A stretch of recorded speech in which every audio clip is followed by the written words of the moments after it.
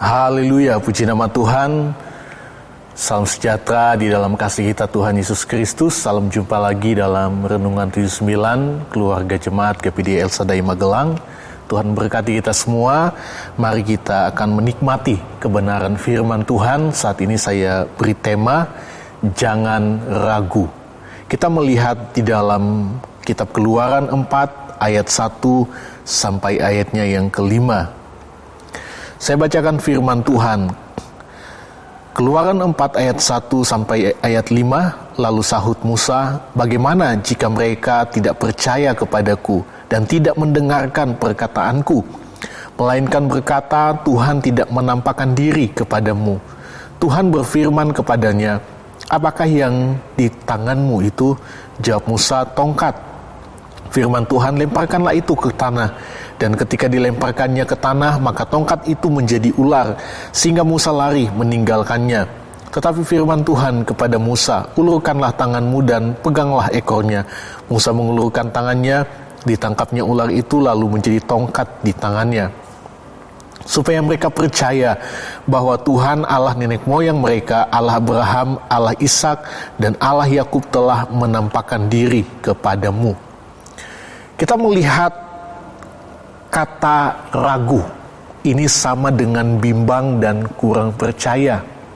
Hal inilah yang menguasai pribadi Musa saat Tuhan memilih dan mengutusnya untuk membebaskan orang Israel dari perbudakan Mesir. Nah, kita lihat di sini ada dua hal yang diragukan Musa. Yang pertama, Musa merasa ragu pada sikap bangsa Israel. Ia merasa bahwa sangatlah mungkin orang-orang Israel tidak mau mendengarkan perkataannya. Kita lihat lagi di ayat 1. Lalu sahut Musa, bagaimana jika mereka tidak percaya kepadaku dan tidak mendengarkan perkataanku, melainkan berkata Tuhan tidak menampakkan diri kepadamu. Jadi kita lihat keraguan dari Musa terhadap sikap bangsa Israel. Jangan-jangan dia akan ditolak, jangan-jangan mereka tidak percaya. Mereka akan berkata mungkin dia seorang pembohong, bukan dari Tuhan. Ini yang menjadi keraguan dari Musa. Namun Tuhan menjawab keraguan Musa dengan mujizat. Yang pertama kita lihat tongkat menjadi ular, dan kedua tangan kena kusta dan pulih kembali. Di ayat 2 sampai ayat yang ke-8. Ayat 2 sampai ayat yang ke-8, saya baca, Tuhan berfirman kepadanya, apakah yang di tanganmu itu? Jawab Musa, tongkat.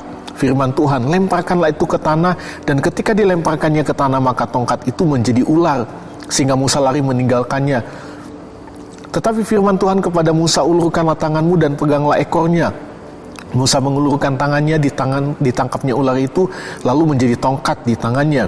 Supaya mereka percaya bahwa Tuhan Allah nenek moyang mereka, Allah Abraham, Allah Ishak, dan Allah Yakub telah menampakkan diri kepadamu. Lagi firman Tuhan kepadanya, masukkanlah tanganmu ke dalam bajumu. Dimasukkannya tangannya ke dalam bajunya, dan setelah ditariknya keluar, maka tangannya kena kusta, putih seperti salju.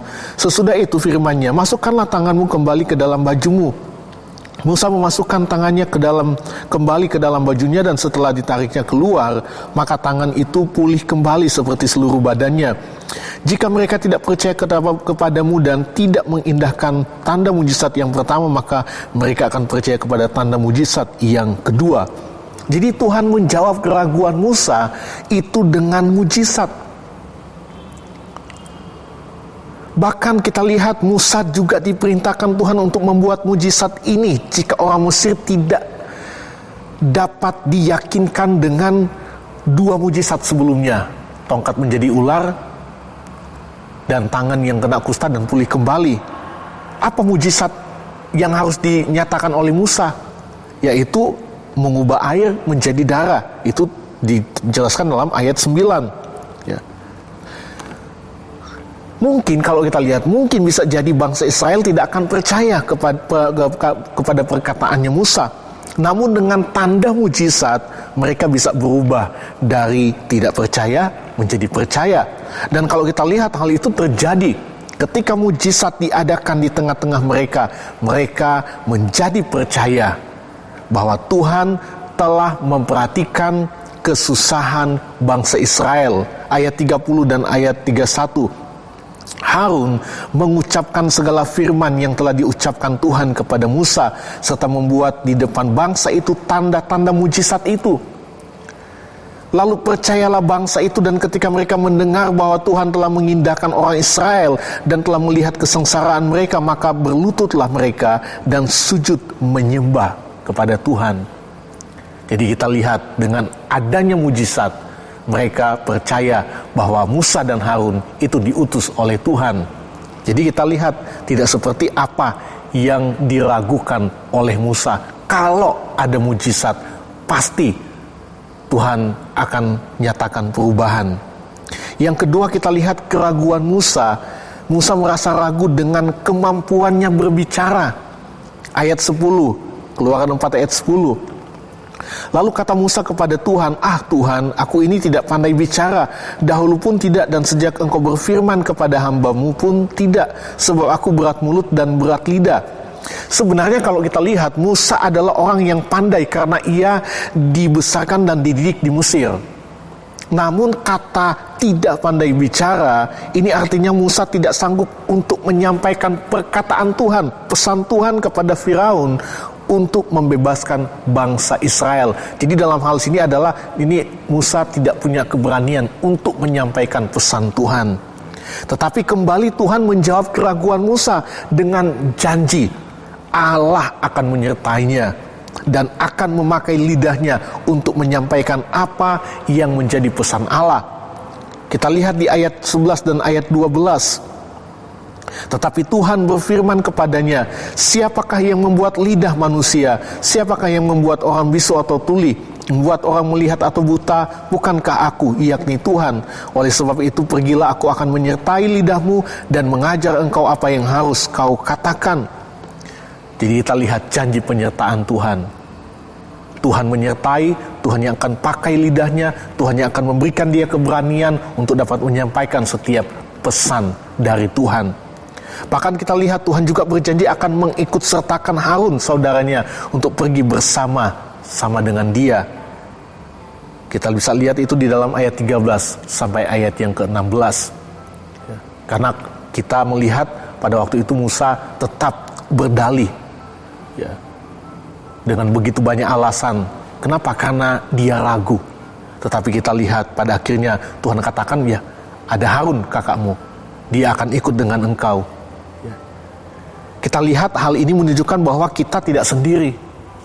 Ada orang-orang lain yang Tuhan percayakan untuk menolong dan melengkapi setiap kekurangan kita. Jadi kita melayani itu nggak sendiri. Tanpa kita sadar terkadang ada orang yang membantu kita, ada orang yang menguatkan kita, ada orang yang memberikan nasihat kepada kita sehingga ada keberanian untuk kita dapat melayani. Dan terbukti penyertaan Tuhan sungguh luar biasa bagi Musa dan Harun. Kerjasama mereka dan dengan tongkat di tangannya yang hanya kayu, tetapi karena Tuhan yang memakai, karena Tuhan yang menyertai, Musa dan Harun melakukan banyak tanda mujizat di Mesir dan mendatangkan tulah bagi Mesir sehingga bangsa Israel terbebas dari perbudakan. Bapak, Ibu, dan Saudara yang diberkati oleh Tuhan, mungkin hal yang sama sering terjadi dalam kehidupan kita sekarang ini.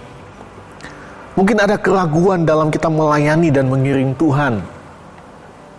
Mungkin merasa kita tidak mampu, saya tidak pandai berbicara, saya tidak bisa bernyanyi, saya tidak bisa berkhotbah.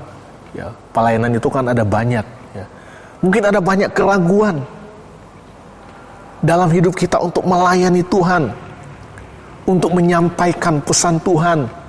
Ada orang yang, saya takut, saya ragu untuk menyampaikan nasihat kepada orang yang dia lihat orang itu sudah berbuat salah. Oh, saya ragu, saya takut untuk menyampaikan pesan Tuhan, firman Tuhan. Tapi kita lihat, sama seperti Musa, Tuhan menjawab setiap keraguan dengan tanda-tanda mujizat, dengan penyertaan Tuhan, sehingga mereka dengan kekuatan Tuhan, mereka mampu membawa keluar orang Israel dari Mesir. Percaya, kalau Tuhan yang memilih kita, Dia yang akan menyertai kita dengan tanda-tanda mujizat. Dan saya percaya ada banyak orang akan diberkati lewat hidup kita, perkataan kita, tindakan kita. Kenapa? Karena Allah menyertai kita. Yang Tuhan mau dalam setiap kehidupan kita sebagai anak-anak Tuhan adalah kemauan untuk melayani dan melakukan apa yang Tuhan mau untuk kita lakukan, apa yang Tuhan perintahkan, tanpa ada rasa keraguan. Percaya Tuhan yang kita sembah adalah Tuhan yang ajaib. Dia menyertai kita dan Dia pasti akan menolong dan memberikan kemenangan dalam kehidupan kita. Apa yang kita ragukan, Tuhan akan nyatakan kuasanya. Tuhan Yesus memberkati kita semua. Mari kita berdoa. Terima kasih Tuhan buat hari ini kami boleh kembali menikmati firman-Mu dalam Renungan 79. Kami percaya firman-Mu adalah kekuatan bagi kami dalam kami melayani dan mengiring akan Engkau. Kami tahu ada begitu banyak hal yang Tuhan mau untuk kami dapat kerjakan dalam hidup kami. Namun terkadang ada keraguan dalam hidup kami. Ada rasa takut. Tapi kami percaya dengan firman-Mu bahwa Engkau menyertai kami. Engkau yang akan menyatakan tanda-tanda mujizat-Mu bagi kami. Itu sebabnya Tuhan, biarlah kami memberikan hidup kami. Kami mau untuk melayani Engkau tanpa ada rasa ragu, karena kami percaya Tuhan menyertai kami. Terima kasih buat firman-Mu. Sebab Engkau ya Tuhan menanti-nantikan saatnya hendak menunjukkan kasih-Mu kepada kami. Engkau bangkit hendak menyayangi kami. Sebab Engkau ya Tuhan adalah Allah yang adil. Berbahagialah semua orang yang menanti-nantikan Engkau. Kami berdoa dalam nama Tuhan Yesus Kristus. Haleluya. Amin.